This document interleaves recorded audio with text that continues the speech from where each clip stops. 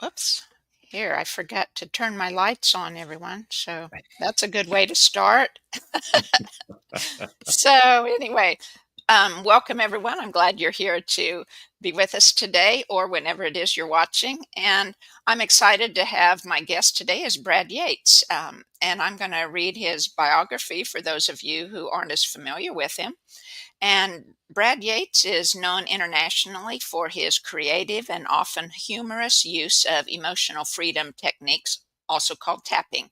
Brad is the author of the best selling children's book, The Wizard's Wish, the co author of the bestseller Freedom at Your Fingertips, and a featured expert in the film The Tapping Solution. He has also been a presenter at a number of events, including Jack Canfield's Breakthrough to Success, and has done teleseminars with the Secret Stars, Bob Doyle and Dr. Vitale, and has been heard internationally on a number of internet radio talk shows.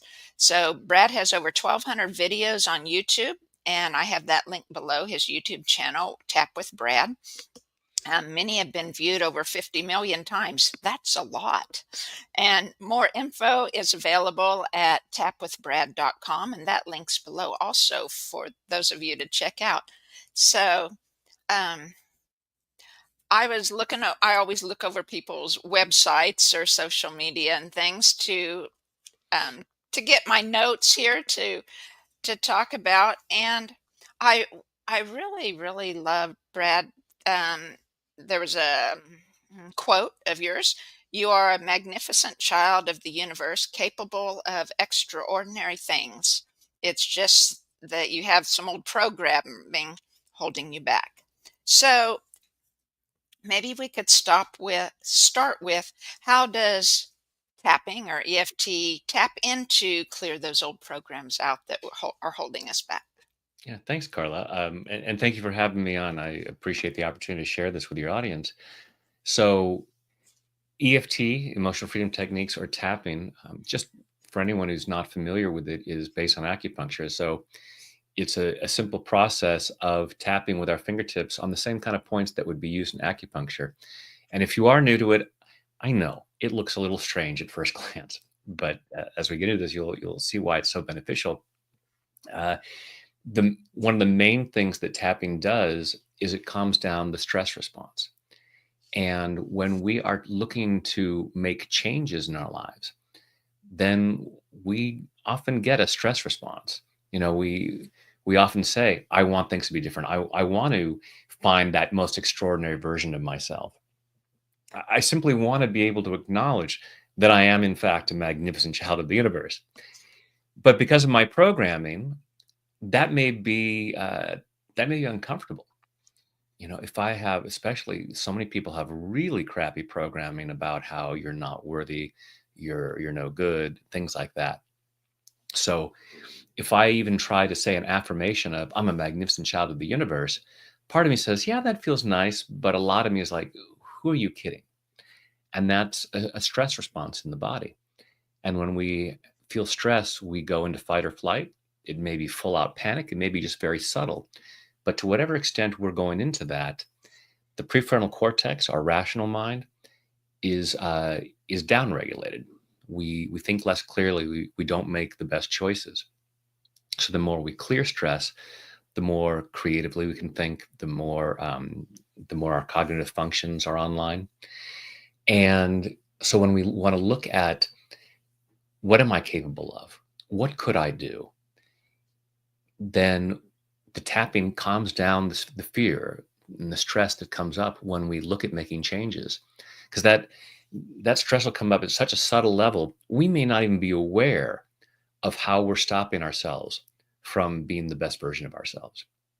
Because some part of it says, we'll start to have an idea of, what, I wonder if I could write a book. I think I have an idea about I could. And then part of it says, whoa, you write a book and people are going to criticize it. And you're going to get negative reviews and it's going to remind you of the painful things that happened in the past. And then it's like, I could write a book. Oh, let's see what's on TV. And I'm off and I'm distracting myself. And I'm not even consciously aware that I've done that. But, I like to say that the extent to which you don't have what you say you want tends to be the extent to which you're resisting it. And that Mm, resistance comes up in all kinds of subtle ways where we distract ourselves and we take ourselves away from what would be really beneficial for us. And we go towards things that just feel safe for us based on our old programming because we're trying to downregulate that stress response. We're trying to feel better. But this is a much healthier and positive way to downregulate the stress, such that we then say, you know what, I feel good. I think I will write a book. I think I will ask that person out on a date. I think I will, ask for a raise at work or get a better job or whatever else it might be that could make our lives so much better. oh, that's beautiful. I like also referring to those old patterns that you're clearing, or your how your brain tries to convince you otherwise, right? Your old patterns. You This was the first time I had heard it referred to that way, and it makes so much sense, and it feels so much better thinking of it as you said, of misguided love, Yes. misguided self-love, because otherwise it's like everyone calls it self-sabotage, or you hate yourself because you do it, or you get Yes. mad. I get mad at my brain for replicating all these things Yes. over and over and over and over, and it's only trying to protect me, right? It is love. Yes. Yeah. So, And yes, self sabotage is simply misguided self love. And because, as you said, Carla, we beat ourselves up over and over. It's like, I say I'm trying to lose weight, and then I eat a pint of ice cream. And then it's like, oh, I'm such an idiot. And I say all these negative things to myself, which is just not a good thing to do. It has all kinds of negative consequences that we're not even aware of. And I want to be compassionate with myself and say, okay, there is something's bothering me. And in the moment, I'm having a stress response. And I know that there are probably healthier ways to deal with this, but in the moment, I just need to take care of myself. So, look, there's ice cream in my freezer. I know that it's against, at some level, I know that it's contrary to my goals, but the goal of losing weight is kind of out there, and the goal of feeling good is right here. So I'm gonna do what I know how to do to make myself emotionally feel better right now, and pay the other consequences later. So yeah, so it's allowing ourselves to be compassionate, not beating ourselves up, because that doesn't help. It's like, oh, I've now hurt my body by eating all that ice cream. Let me hurt my soul by telling myself what an idiot I am at the same time. That's just adding insult yeah, to injury. So instead, say, ah, I choose to love and appreciate that part of me that said, "Hey, you need something, and and thank you for taking care of yourself. Let's find another way." And tapping is a very simple way to go. Okay, I'm not feeling so good right now. Rather than grabbing the ice cream, let me see if I can calm down these emotions, and then I can feel better without having to engage in unhealthy behavior. yeah. Um, Although I don't know how often you hear this, maybe I'm unusual, but when my first experiences with tapping, I hated it. It I couldn't stand it. It was like I was, doing the things, and I didn't really know what I was doing. I knew it was, an energy work, and I'm all for energy stuff, but it was like it made me so, I don't know if anger is the word, but it's just so, I just wanted to get out of it. I couldn't stand tapping on myself over and over and over until, Interesting. and I tried that several times, right? Because I'm involved in energy related healing, and so other Hmm. different people would do it, and I'd try it different times and have the same response for several years, until a little over a year ago, you did. It was like a Valentine Day thing with my friend Kimberly Robbie, Yes. right? And it was on Who YouTube. is here? Hey, Kimberly. That's right. Hi, Kimberly. And I had told, I had talked on the phone with Kimberly, or texted or something before that, and found out she was doing it. And I thought, well, I really want to support Kimberly. So I don't like tapping, but I'm going to do that for her.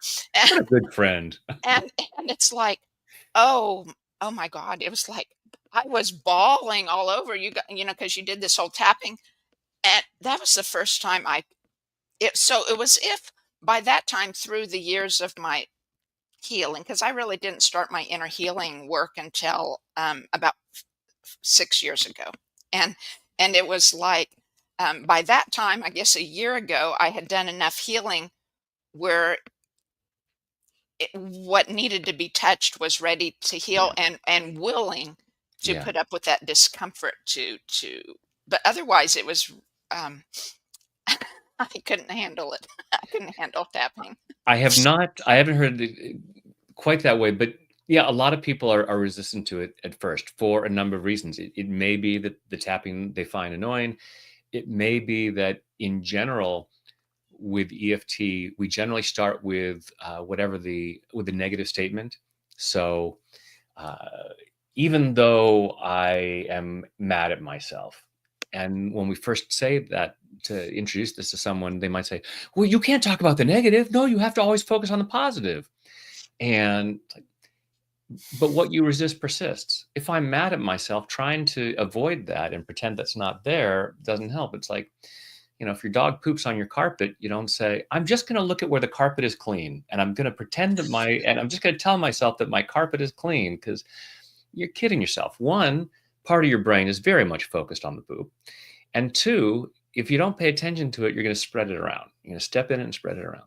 So we say, yeah, it's not a matter of just sitting on the couch and going, oh, there's dog poop on my carpet, and just dwelling on it and just re traumatizing yourself. It's a matter of saying, oh, there's dog poop. I'm going to clean it up. And then I can enjoy my living room and I can walk around without having to worry about making a mess. So that's what we're doing with tapping, is we're saying, okay, I'm having this uncomfortable feeling physically or emotionally, and I want to address it. And so I'm going to do the tapping. And there's all kinds of, I mean,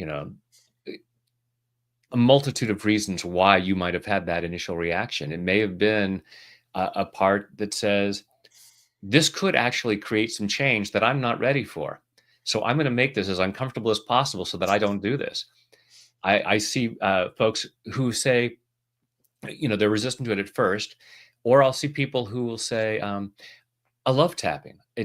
I used to do it so regularly and I was getting all these great results, and then I just stopped and I don't know why. And I'll say, Mhm. because you were getting great results. And part of you said, things are changing and I'm not comfortable with that. And I'd like things to sort of stay the same. So yeah, stop the tapping. Oh, look, something's on TV. And again, it's self-sabotage, and trying to take, self-sabotage has such a, negative impact kind of sound to it.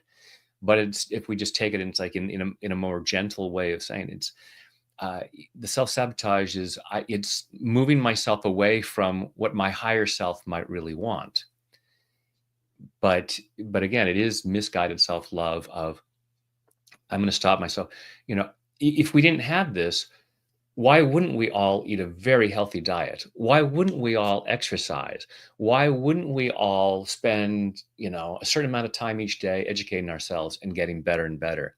Why wouldn't we, this, that, or the other thing? It's like, because of our programming, something inside of us that says, from either misunderstandings that other people had that they passed on to us, or our own misunderstandings of certain situations, that tells us, well, this is how it should be. You shouldn't be too educated. You shouldn't be too healthy. You shouldn't be too rich. And so we all have a thermostat. People talk about a financial thermostat, and if you start to make more money than that, you'll get rid of it. And if you make less than that, you'll up your productivity or your savings habits or whatever. So you stay at that. But that's true of anything. With our physical health, with our relationships, we have this thermostat, this setting, and we will either give ourselves a good kick in the butt to get better, or we'll sabotage ourselves to get back to wherever that set point is. And it's just because, if you think of the thermostat, just imagine anytime you start to get out of wherever it's supposed to be set at, we have a stress response. Now, if only we had something that could help us mitigate that stress response. So we tap and go, it is okay for me to turn the thermostat up in terms of in terms of my health, wealth, and happiness. Yeah. Um, Talking about those influences, or how our old patterns are made, how much of a part do you think does, of course, our parents and other things, but social advertising, or commercial advertising, it has to play a huge part, right? Y- Yeah, I mean, everything that we take in has the potential of influencing us. Whether we hear it from our parents, from our teachers, from the clergy, from our friends, from the television, from the radio, from a book that we read, our mind is taking that in. And certainly in the first 8 years, where we don't really have that critical factor that says, start rejecting things. In those first few years, we're pretty much open. Hey, this is the truth. Okay, this is the truth. Oh, okay. Yeah. We don't negate a lot of things that we're told, and over time we are susceptible, especially those things that are similar to what we believe. And this is the problem with there's a lot of folks out there who take advantage of that, because they'll say, if we have certain beliefs, like certain political beliefs, okay, and so I'm going to talk to you about those things that are in line with your beliefs. Like, yeah, okay, and I'm going to push the line a little bit. It's like, well, that sounds kind of along the lines of what I believe. Excellent. Now I'm going to push the lines a little bit more. Oh, okay, and so we're influenced by all of these different things. If it is somewhat aligned with what we already have, what we already believe, what already feels right to us, what already feels safe to us. And we can see all kinds of examples of this through history, where we look at people and go, how did they do that? I can't believe that anybody would go along with that. It's like, because incrementally that line was pushed, and these little things that influence. And now with social media, it's so powerful, because there's so many different ways that people can reach us and put out little things, and just little things. And if they're small enough, then we don't necessarily reject it outright. If it's too big of a message, too far a bridge, then our mind goes, oh, that's not right. But with these little influences, and that's why we want to really be careful. What you said just before we went live, and you were talking about, oh, if we're doing this live, so people know that we're real and it's not AI, and joking about that, because AI is so sophisticated right now that things are being put out there and people don't question them. I see things, and people post things that I can look at it and I can say, well, that's totally fake. There's all kinds of red flags, but I read the comments and people are totally buying into it. Hmm. And and I'm susceptible to that too. I got scammed last week on with something, that because I just, certain things that the person was saying, and it followed along with certain beliefs that I already had. So it's like, oh yeah, this feels safe. This feels safe. And so yeah, we're influenced by anything that we take in with our senses, has the potential to influence us in some way, shape, or form.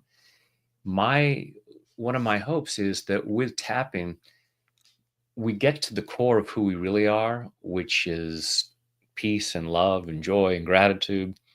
And in that place, so you can see I have Michelangelo's David back there. I have Davids all over the place, because not only is it my favorite piece of art, but Michelangelo said that inside the marble, the statue is already there, perfect, whole, and complete.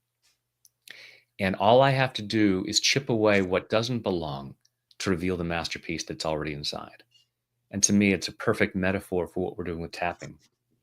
That higher self is in there. So as we tap away guilt and shame and feelings of unworthiness and pain and fear and all of these things, our highest self knows what's right. So influences can come in, and we can see things that somebody with an unhealthy agenda might put out there, and we can go, yeah, no, thanks. This doesn't, it's been said that ultimately there's only love and fear.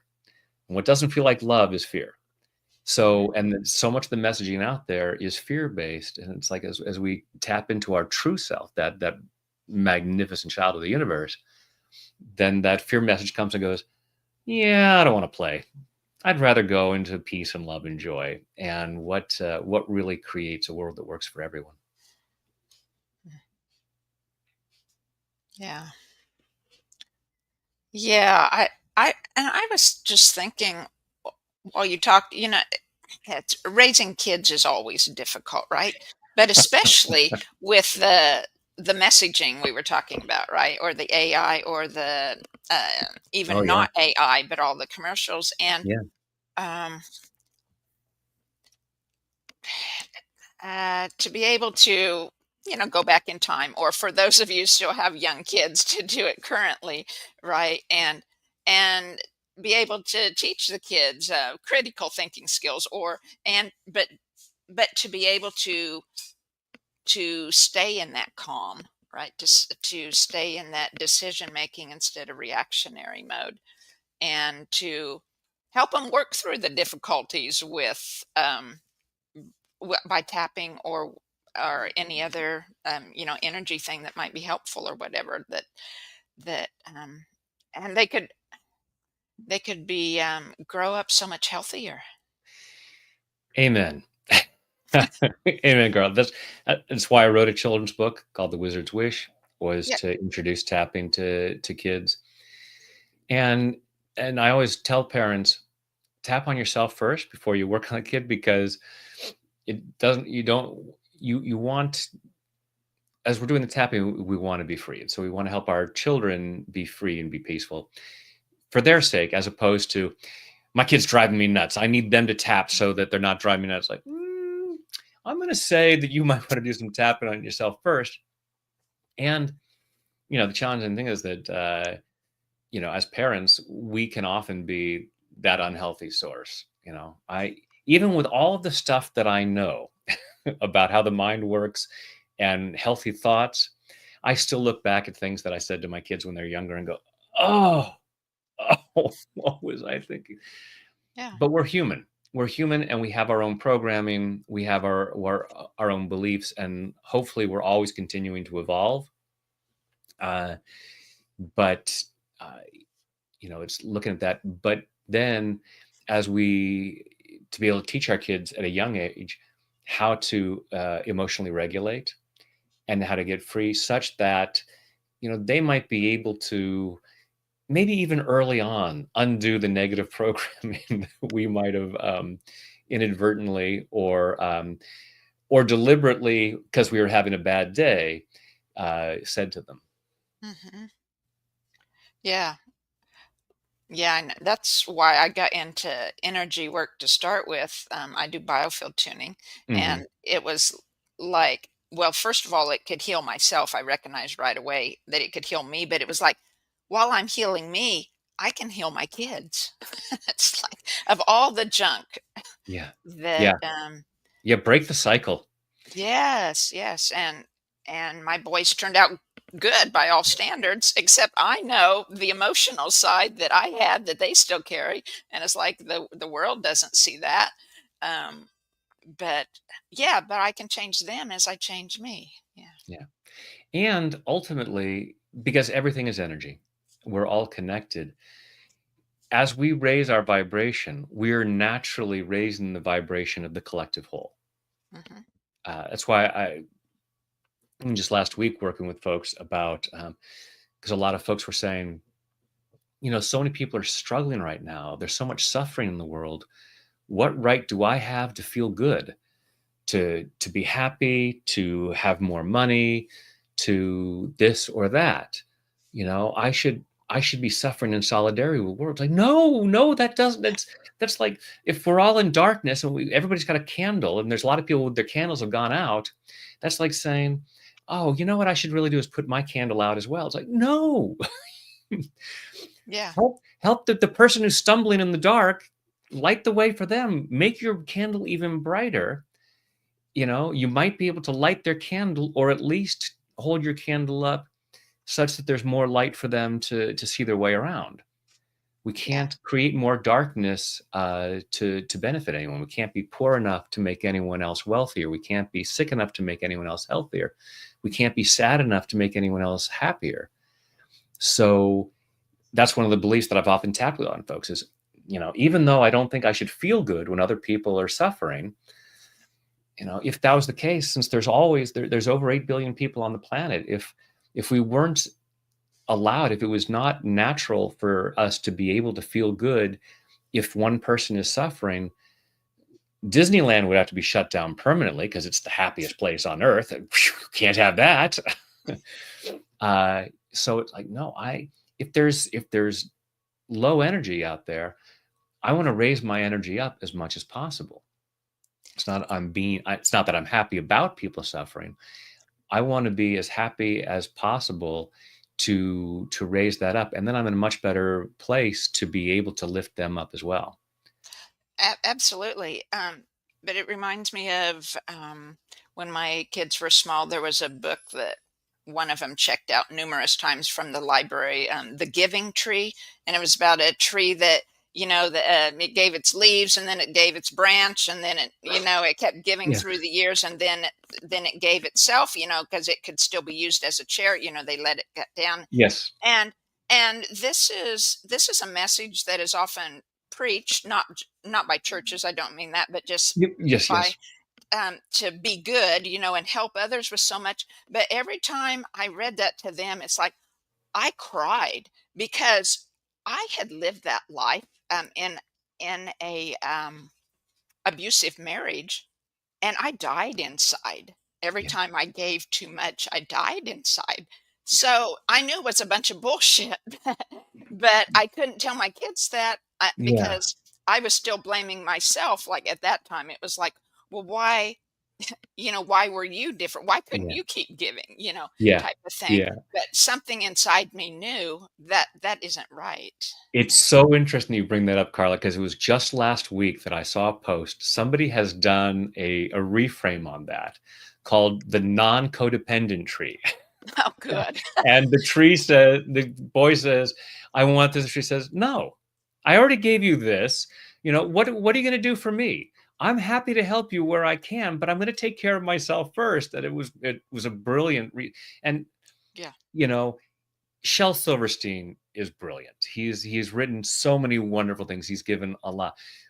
But yes, the basic message, because so many people are in that situation where they give and they give, and it's like, what else do I have to give? And there's a giver and there's a taker, Hmm.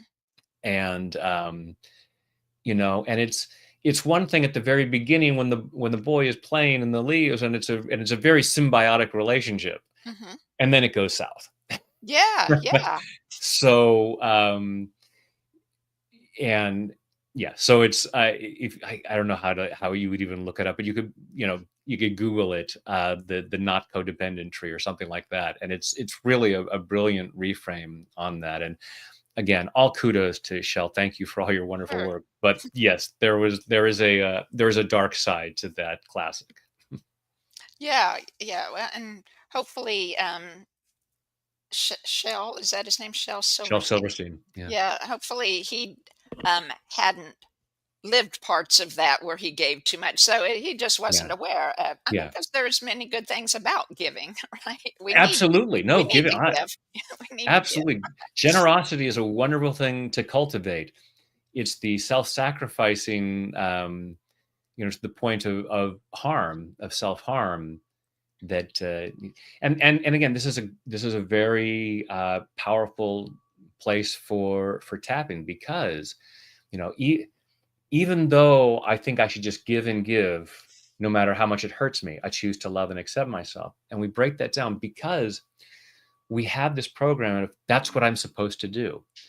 So again, for anybody who has been codependent, um, and many of us have it to different extents. I was joking with my wife yesterday morning because I woke up and I was lying in bed and I was ready to get out of bed, but the cat had come in and had laid down on top of bed right between my legs.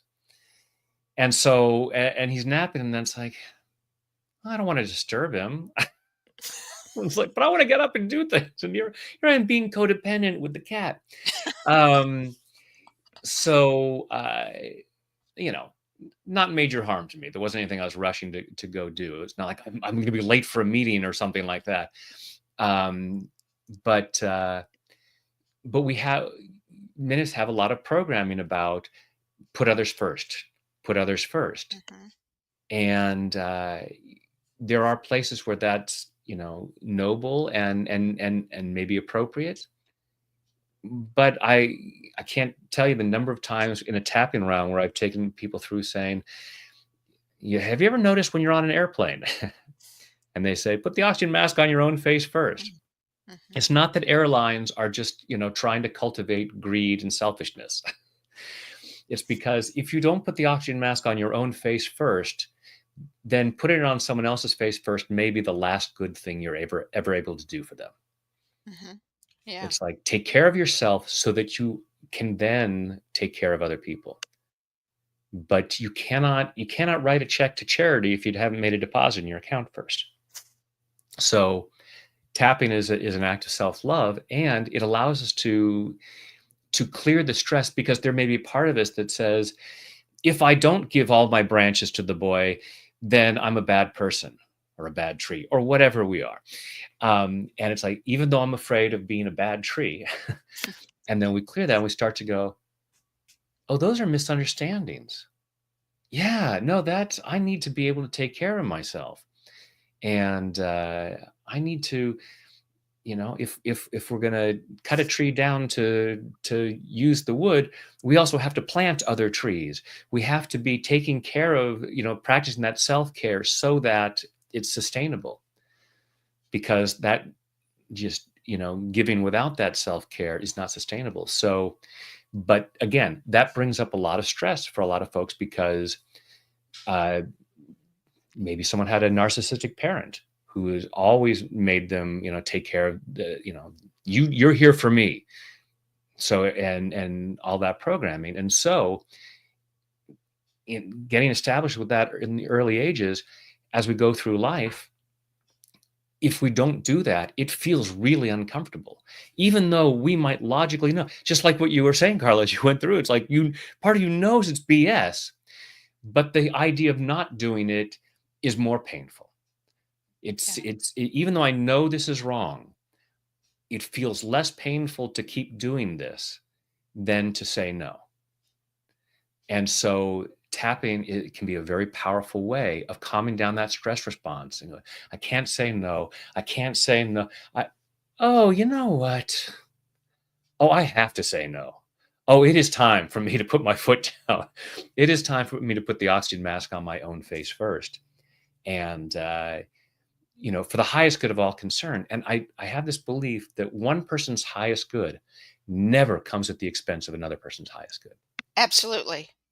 I mean, that's how God or the universe works. I mean, Yeah, it's a like, say, even, our conversation today, right? I mean, both of us benefit. I mean, it's all absolutely. every coincidence, right? It's not a coincidence, but everything that happens, in our lives, I think it's a win-win with all parties involved. It, Yes. it it it certainly can be, and in a dysfunctional relationship where you have somebody who's doing all the giving and all the taking, it and so we sacrifice. Well, okay, it's not for my highest good, but it's for their highest good. It's like, no, if it's not for my highest good, it's not for their highest good. If I'm enabling their unhealthy behavior and making it so that they don't realize that they should probably get some therapy or something, then then that's not good for them. But because of our programming, we don't allow ourselves to see that. We have blinders on, and we can't see that. So we're just thinking, I'm the giver, they're the taker, and that's what has to be. And we also have all kinds of old programming about it is better to give than to receive. Mhm. Both are good. Because and here's the thing is that we have this idea. I mean, encourage folks, and we'll talk more about, we'll get more into the details about tapping in a moment. But if you just take your fingertips and just tap right where the beginning of right where your collarbones just about come together, and you can even make a fist and tap right there where the collarbones to come together, just to be clearing anything that might come up as I talk about this. If we have this belief that it is better to give than receive, and I'm thinking, you know what, I'm the person giving, and so that makes me a good person. If I'm having that thought, so for instance, Carla, if we're in an exchange and I'm going, you know what, I'm giving so much on Carla's radio show, and she's, as the host of the radio show, she's just taking. So I'm the good person, and she's the not so good person. How noble am I if I would have that attitude towards you? I am now the jerk. If I think that I'm better than you because I'm the one giving, and that makes me more noble, I have just erased any nobility from this act of giving. That's why I'm telling people to tap, because that's going to challenge a lot of people's beliefs. A lot of people are going to say, no, I am always the giver because I'm the good person. It's like, yes, but if you are the good person in any interaction, then that must mean that the other person is the less good person. And if you are putting them in that position, don't tell me how noble you are. And also, if it is better, if giving is so good, because so many givers refuse to receive, then, if in this relationship, if I insist I'm the giver and Carla is the taker, and I don't allow you to give, then I'm robbing you. And again, nobility goes right out the window. I'm not giving you the opportunity to experience the joy of giving. So when we say, yes, I'm going to give sometimes, and sometimes I'm going to receive, and both is a gift to both of us when it's done in a healthy way. Yeah, absolutely. So, say like a person, you find yourselves and you're kind of, dealing with different thoughts, and you remember to say, "Oh yeah, I can do tapping." Does it matter what words you say Yeah. as you So as you're doing yourself, right? Or whatever. I mean, right. of course it's better to learn how to do it most efficiently, and a lot of times it's better just to be led through, because then you're going to be easing more into those things than feeling that fear based as you go, right? Right. And we have our own blinders. So if my programming tells me, we'll continue on this idea of giving is better than receiving. If I have that in my programming, and there's a part of me that feels like I'm going to be punished if I'm the taker.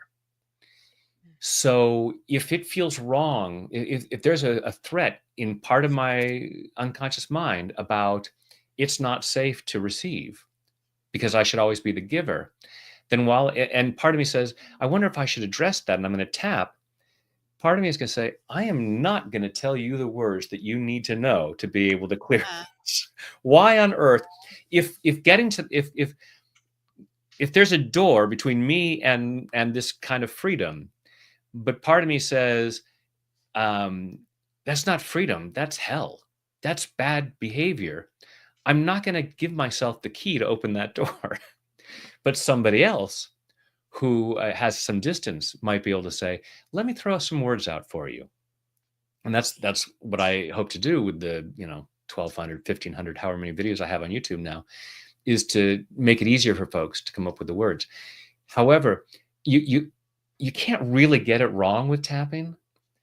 We have, so again, it's based on acupuncture. So instead of using needles like these in traditional Chinese medicine, we're just tapping with our fingertips on these key points that send a calming signal to the brain.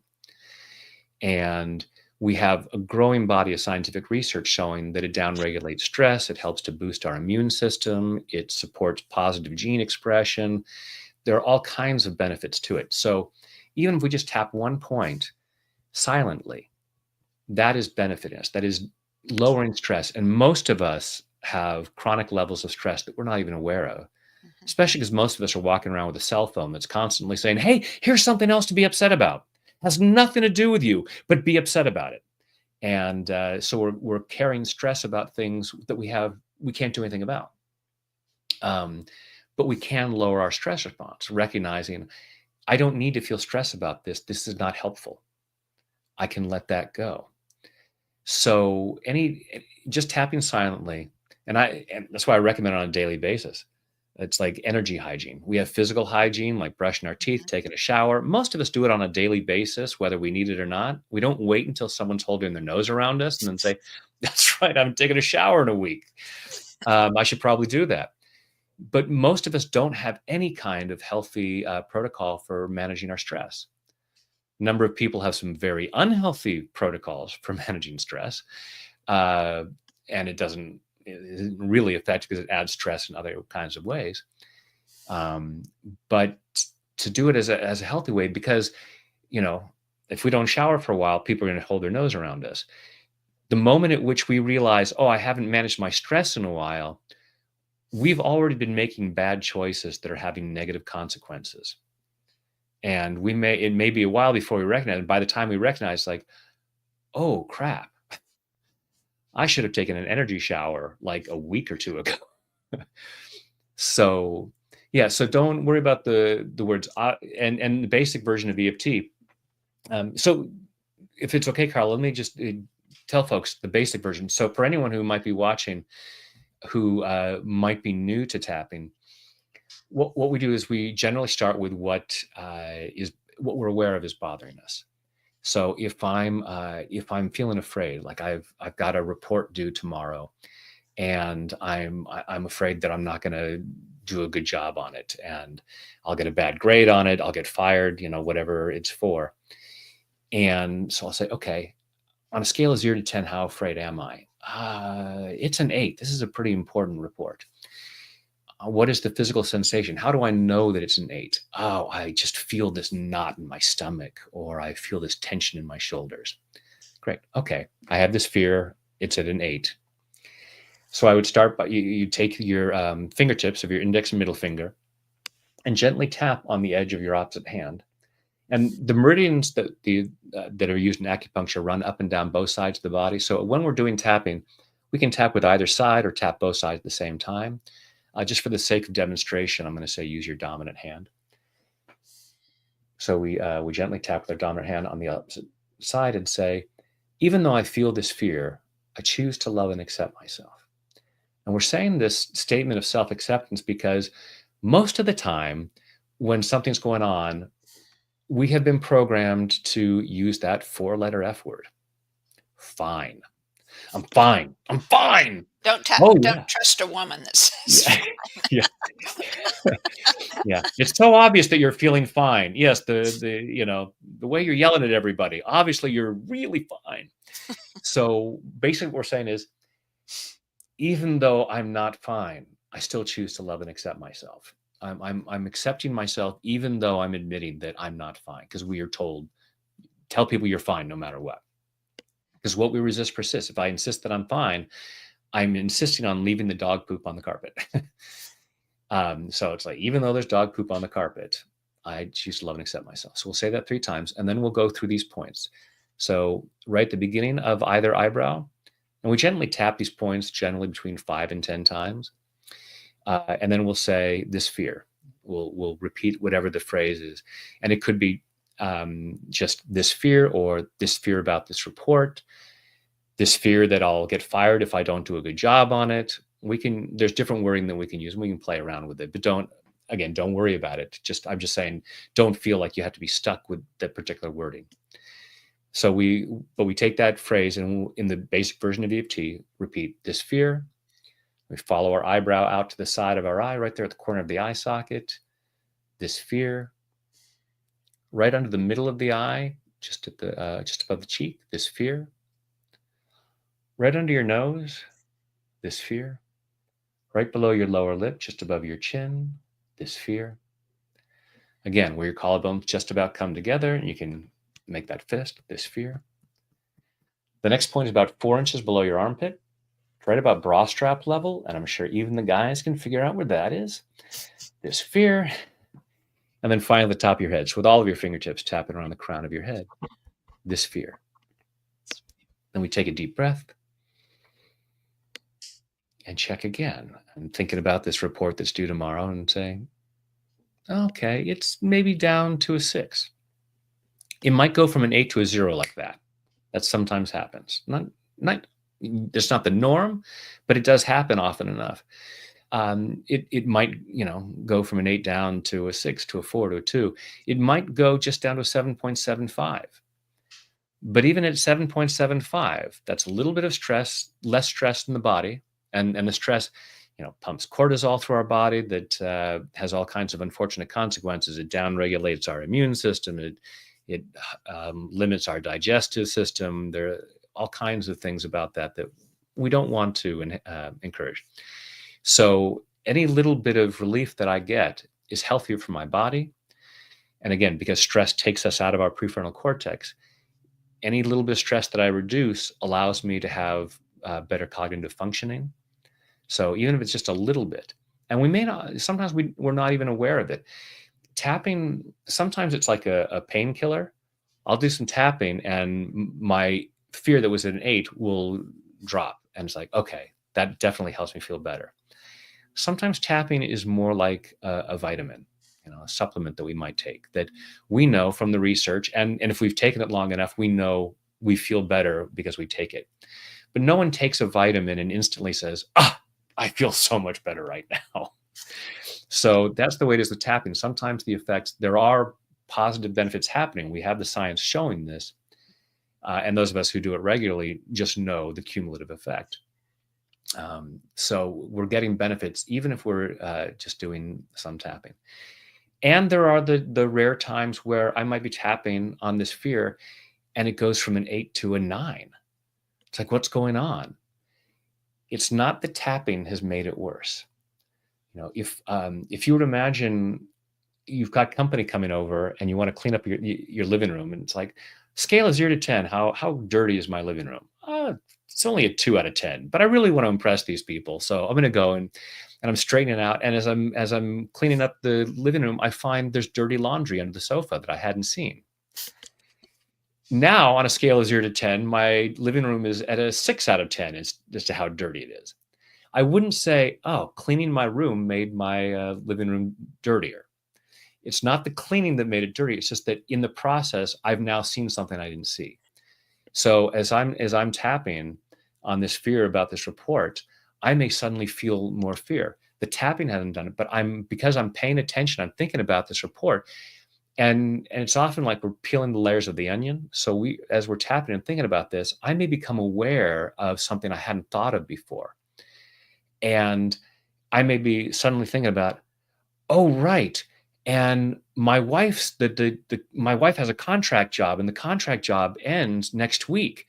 So the pressure's really on to do a good job with this report. So now I'm even more afraid of not getting, because I hadn't been thinking about, her work at that time or whatever it might be. So it's not that that tapping has made it worse. I'm just now more aware. My fear about this is actually higher. I just hadn't been aware of it. And as I continue tapping, I'm going to clear that out. Just like, now as I clean, now that I've seen the dirty laundry under the sofa, now I can get that out. And now my living room really is as clean as I thought it was, or cleaner. So I hope that makes sense. Yeah. Yeah, very good.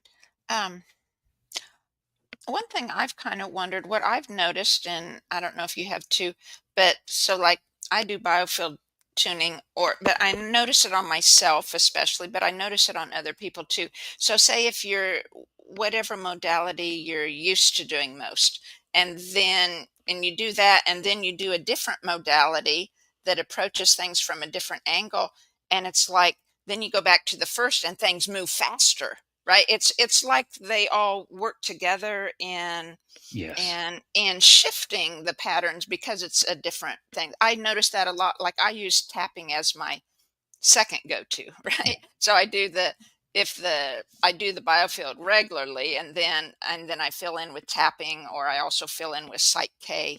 sometimes if Yeah. I'm in a real hurry or something. Yeah. And so, but they're they're beautiful the way they all work together in shifting things. Massage, even, you can throw that in there, right? By doing the physical Absolutely. massage, your emotions shift, right? Well, yes, because our mind and body are connected. Yeah. And so that's why, these techniques that have a somatic component can be so beneficial, because so often we are walking around with this Cartesian split of my mind and body are separate. And so if I'm having an emotion, that's just a thought thing, and I should just talk about that. My body has nothing to do with it, even though that's where I'm feeling it. Still, I'm not going to. And so likewise with massage, you're moving things around, you're moving energy in your body. Not only are you helping, work kinks out of the muscles, but you're moving energy centers and things like that. So yeah, there are all kinds of benefits to that. And with different healing modalities, to me, healing is like music. There's a lot of different genres. There are a lot of different instruments that are played, and they're even in the same genre with the same instrument, there's two people that will play it differently.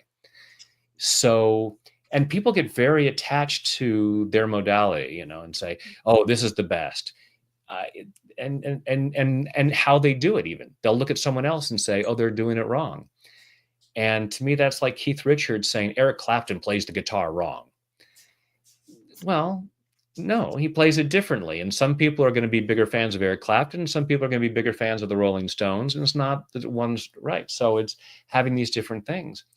And yeah, and sometimes just a change in perspective, whether it's switching to another modality or tapping on something different. People will often say, you know, I'm working on my finances. Should I just watch this one tapping video about money constantly?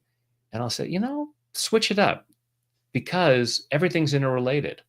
And so you might just watch it, tap on a video about relationships, because that might loosen up something about money that you hadn't thought of.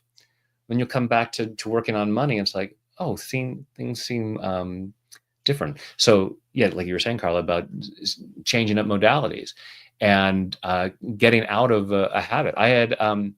I was working with a colleague of mine years ago, and she said, "Okay, we're just gonna do hypnosis right now, because you do a lot of tapping. So you need to do we're gonna switch it up and do it differently." And I started as hypnotherapist, so I still use a lot of guided imagery in the work, just to bring in something different. So it's not just one technique.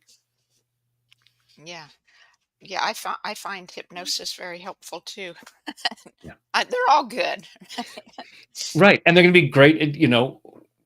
Most of us don't listen to just one song on our iTunes or whatever. We like to change it up. Sometimes I'm in a rock and roll mood. Sometimes I want to listen to classical music, and so allowing ourselves to say, yes, I don't have to just listen to one.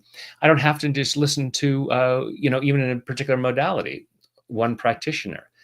I did something last week with a friend of mine where we've come up with a thing called tag team tapping, where we do a YouTube live with two different tappers, and we switch back and forth and give folks an opportunity to, because sometimes, someone has watched a lot of my videos, they're in a certain way. And then to hear somebody else tap in a different way, it's like, oh, that just hits differently. And it creates another opening, like what you were talking about. Yeah, I like to think of it as the universe. It uses whatever each of us bring to the table, Yeah. and and it'll get shifted what needs to shift, no matter what needs it, right? It's Yeah. because it's the universe at work, and if you're tapping into that energy and wanting to help it and allowing it to be, then it's going to happen. Yeah. And the universe has infinite supply, and there's so many different things. And if what we need isn't already available, the universe will find a way to create it. And so that's the thing, is being open to, okay, today tapping may not be the thing. Biofield might not be what I need today. And the universe is like, great, what would you like? I have all this. Otherwise there would be just one person with one technique serving 8 billion people. It's like, no, there's only one person who's got it right for everyone at every time. And, none of us is going to be right for everyone. So, so we have a question of if we're going to tap. Carla, do we have time Yes. to do a tapping round? Oh, please. Yeah. If you do, I have I time if have. you do, I Brad. would love to. I would love to. I know we're Awesome. getting Yes. near the top of the hour, so there may be folks who only slotted out an hour, and so this will be. I was doing this. This will be here on your channel for people Hmm. to come back and watch. If you have to go someplace now, you can come back and tap with us later. Yeah. Take as long as So you like, whatever works for you, Brad. awesome, awesome. Is there something that comes up for you about that? It's like, hey, this would be a cool thing for us to share, or Hmm. Um, well, I don't know um, if this is what you want to do or not, but I guess just so many people are more and more in a raising consciousness level, right? Of wanting to let their light shine more, of wanting to help the universe expand and be all that we can be, right? But like I know I deal with, and probably other people do. What if I can't be all I can be, right? Or how do I know if I can be all I can be? Or, do I have enough years left to be all I can be? So it's fear yeah, based, right? yes. That's holding me back, right? And that's when Marianne Williamson comes in and says, our deepest fear is not that we are inadequate. Our deepest fear is that we are powerful beyond measure. But it feels like for most, and the reason she wrote that is because most of us think that it's that fear that we're inadequate, and it's a brilliant way of protecting ourselves. Because if I'm really afraid, as she suggested, that I'm powerful beyond measure, because that sounds silly. If I said, "Oh, I'm afraid that I'm really awesome. I'm afraid that I'm really powerful," then I sound kind of like an idiot. But if I say, "Yeah, I'm afraid I don't have what it takes." "Oh, yeah, I'm afraid of that too. Yeah, I'm afraid of that too." "Oh, okay, we're all in good company feeling like we're inadequate." And that way we don't have to look at the fact that, "Oh my goodness, there's a part of me that knows I am a magnificent child of the universe with unbelievable powers to do good." Well, So let's flip it let's then and do yeah, this. let us flip this. So absolutely. Great theme, Carla. So everyone, I'm going to encourage everyone, close your eyes. Take a deep breath in and hold it and let it go.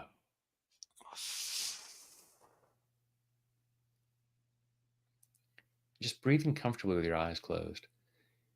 Go ahead and feel your feet on the floor or whatever part of you is connected to something. Allowing yourself to feel that connection. Allowing yourself to feel centered and grounded. Allowing yourself to be right here, right now, as present as possible, so as to receive maximum benefit from this process. And just follow your breath through your body and notice what's going on inside. Noticing what you're feeling physically and what you're feeling emotionally, and just getting an idea of how you're feeling. And to set this up, I'm going to use a little, it's like a little meme or a little story that's been used many times in the past, where there's a story of, there's someone is standing up on a mountaintop with God, looking at the world and saying, "God, there's so much suffering. There's so many problems in the world. Why don't you do something about it?" And God says, "I did. I created you." So allowing yourself to be that person, and it's like, and notice what feelings come up about who, me, little old me. I don't have the time. I don't have the skills. I don't have the talent. I don't have the education. I don't have the brain, whatever it might be. You know, so thinking about you as the possibility of being what this world needs to be better, and just checking with what you feel physically and emotionally and ask, why not? And notice on a scale of 0 to 10, how much resistance or discomfort might come up at the suggestion of being that person who can make the difference. It might be fears of inadequacy. It might be just the terror at the responsibility. Oh, please, God, don't let it be me. I'm afraid of letting people down, whatever it might be. So just allowing yourself to be aware of whatever beliefs, memories might come up as to why you couldn't or shouldn't entertain the idea of being a more profound blessing to the world. Take a deep breath, open your eyes, and we'll just use the same points that I showed before. Just tap where I tap and repeat back what I say. I'll leave it to you, Carla, if you want to say it out loud. For everyone watching or listening, I'll suggest go ahead and say it out loud, because we tend to be more emotionally engaged when we use our voice. Even though I have all this self-doubt, Even though I have all this self-doubt, I choose to love and accept myself anyway. I choose to love and accept myself anyway. Even though I have self-doubt, Even though I have self-doubt, I choose to love and honor myself anyway. I choose to love and honor myself anyway. Even though I have self-doubt, Even though I have self-doubt, and there might be parts of me that say, and there might be parts of me that say, no, I don't. no, I don't. I know I'm awesome. I know I'm awesome. But am I doing everything I could do? But am I doing everything I could do? And if not, And if not, maybe there's some doubt behind that. maybe there's some doubt behind that. And even though I might have some self-doubt, And even though I might have some self-doubt, I choose to deeply and completely I choose to deeply and completely love, honor, and accept myself. love, honor, and accept myself. And maybe anyone else who contributes to this doubt. And maybe anyone else who contributes to this doubt. Because I choose to feel that free. Because I choose to feel that free. All this possible self-doubt, All this possible self-doubt, all these doubts I might have all these doubts I might have about what I can do about what I can do and who I can be. and who I can be. And maybe part of me even says, And maybe part of me even says, I don't have enough time. I don't have enough time. And that sometimes stops me. And that sometimes stops me. When that should speed me up. When it should speed me up. I don't have much time to save the world. I don't have much time to save the world. I better get going. I better get going. I want to do what I can I want to do what I can in the time that I have. in the time that I have. And if I'm not doing what I can, And if I'm not doing what I can, why not? why not? And that's not to shame myself. And that's not to shame myself. It's not a matter of beating myself up It's not a matter of beating myself up for not doing enough. for not doing enough. Because I have been doing the best I could Because I have been doing the best that I could with the programming that I have. with the programming that I have. If I could have done better, If I could have done better, I would have. I would have. But there was stuff getting in my way. There was stuff getting in my way. Not because I'm bad or stupid. Not because I'm bad or stupid. Not because I am weak or lazy. Not because I'm weak or lazy. But because I have old programming But because I have old program telling me what's appropriate for me. telling me what's appropriate for me. Telling me what's safe for me. Telling me what's safe for me. So instead of beating myself up, So instead of beating myself up, instead of feeling ashamed, instead of feeling ashamed, I choose to really love and appreciate those parts of me I choose to really love and appreciate those parts of me that have worked really hard to keep me safe. that have worked really hard to keep me safe. Even if that meant stopping me from doing good. Even if that meant stopping me from doing good. Because part of me might have said, Because part of me might have said, I'll get it wrong. I'll get it wrong. I'll fail. I'll fail. I'll let people down. I'll let people down. I'll make a fool of myself. I'll make a fool of myself. I'll raise expectations. I'll raise expectations. I'll be held responsible for things. I'll be held responsible for things. So I may have had ideas in the past. So I may have had ideas in the past. about who I could be about who I could be and what I could do. and what I could do. And part of me said, please don't do that. And part of me said, please don't do that. That's not safe. That's not safe. So I choose to love and appreciate those parts of me So I choose to love and appreciate those parts of me that have tried to keep me safe. that have tried to keep me safe. And now I choose to reconsider. And now I choose to reconsider. Was it really as threatening as I thought it was? Was it as really as threatening as I thought it was? What am I afraid would happen? What am I afraid would happen? If I'm afraid I might get it wrong, If I'm afraid I might get it wrong, well, of course, that's always a possibility. well, of course, that's always a possibility. I'm glad that didn't stop Thomas Edison. I'm glad that didn't stop Thomas Edison. He got it wrong 1,000 times with the light bulb. He got it wrong 1,000 times with the light bulb. Since he didn't quit, I now have lights. Since he didn't quit, I now have lights. I choose to set myself free, I choose to set myself free, to be willing to fail to be willing to fail in an attempt to get better and better, in an attempt to get better and better, and to do better and better. and to do better and better. And that might raise expectations. And that might raise expectations. And there's a risk of disappointing people. And there's a risk of disappointing people. And if people get disappointed, And if people get disappointed, that's their stuff. it's their stuff.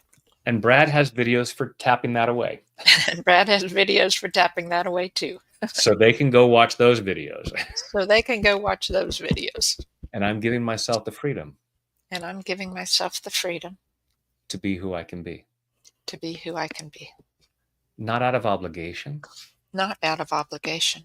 not because I should do that, Not because I should do that, but because it would feel awesome. but because it would feel awesome. Deep down inside, Deep down inside, part of me knows there's more to me. part of me knows there's more to me. I know I'm a magnificent child of the universe. I know I'm a magnificent child of the universe. Because if I didn't know that, Because if I didn't know that, I wouldn't be here tapping on my face right now. I wouldn't be here tapping on my face right now.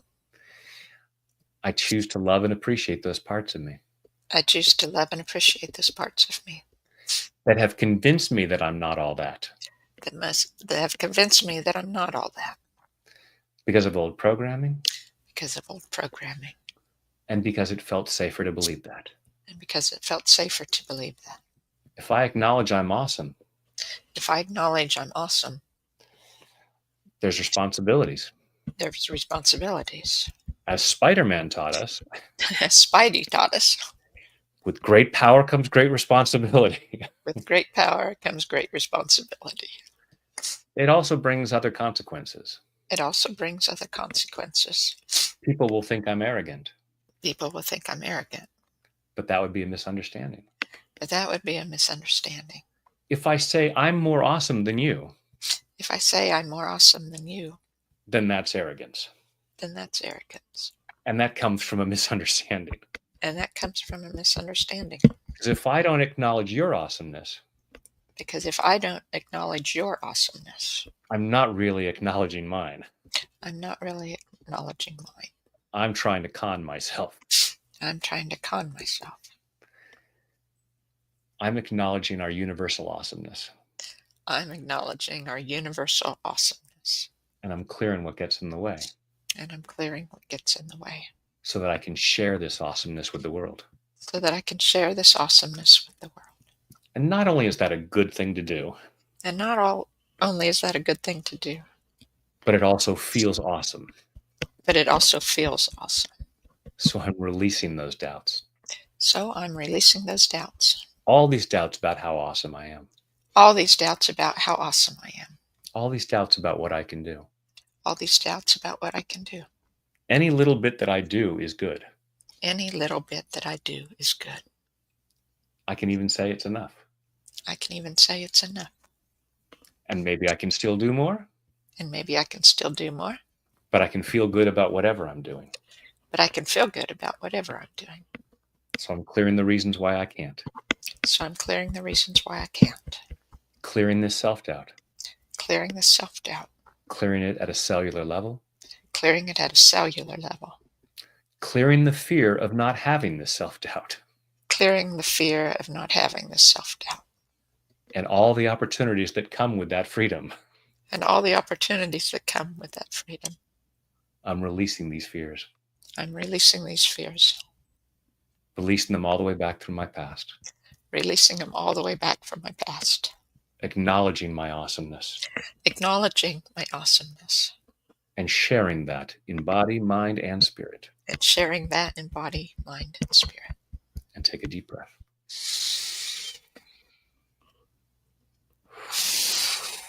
Close your eyes, go inside. And imagine standing on that mountaintop with God, however you understand God. I'm not trying to promote any thing, but just whatever that means to you, and having this sense of, you were created to make a positive difference. And hopefully that feels more comfortable. There might be a part of you going, heck yeah.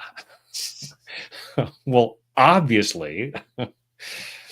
and feeling excited about what might be possible. Hope folks find that helpful.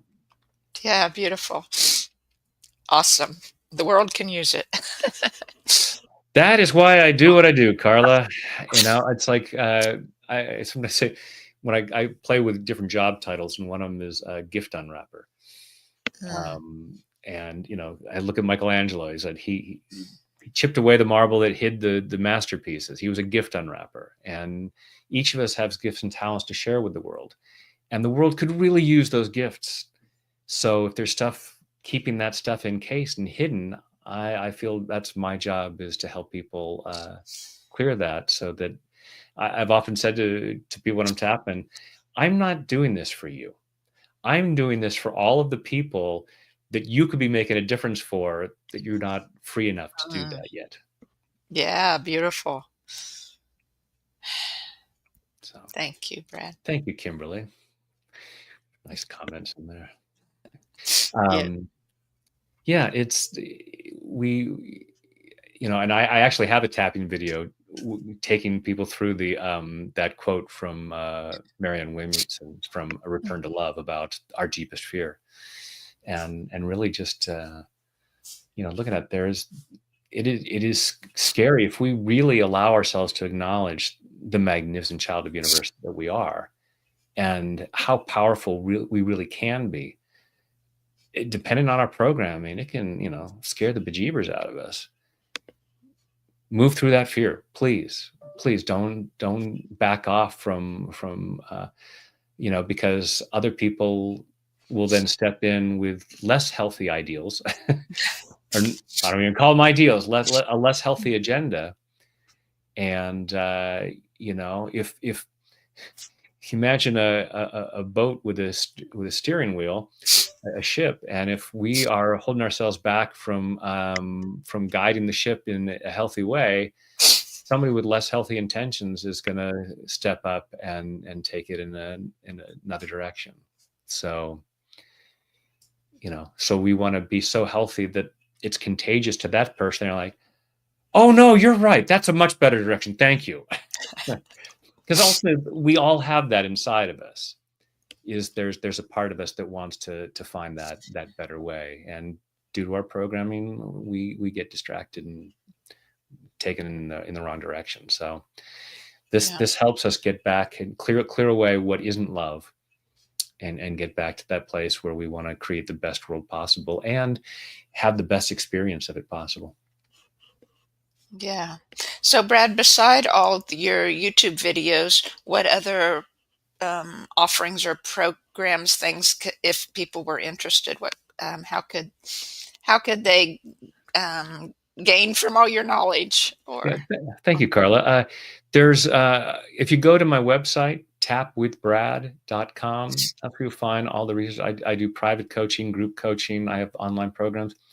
There are a couple of free programs you can get. They're 5-day programs that are free on my website. One is called Success Beyond Belief. And, so if you hear success beyond belief, it's like, wow, that's a lot of success. But it's the success that's beyond your current beliefs. and helping to clear the reasons why we couldn't or shouldn't. The other one is called Tap into Your Best Self. And it's, tapping on self-forgiveness and self-compassion and self-love, and really learning to appreciate how awesome you are. And then you're going to share that awesomeness with the world. Please and thank you. Yeah, very good. So, is there any last thing you'd like to say, Brad, or Um, other? yeah, well, so just like I just mentioned, the self-love, that's really the key, is learning to love yourself right where you're at. It's not, I'll love myself when I have this much money, when I find that relationship, when I lose this many pounds, when it's like, no, no, no, no. Love yourself right now. And when we really love someone, we want the best for them. We really love ourselves, we want the best for ourselves. And we then spread that. So your self-love is a really good thing. Tap away all the reasons why you couldn't or shouldn't. Please and thank you.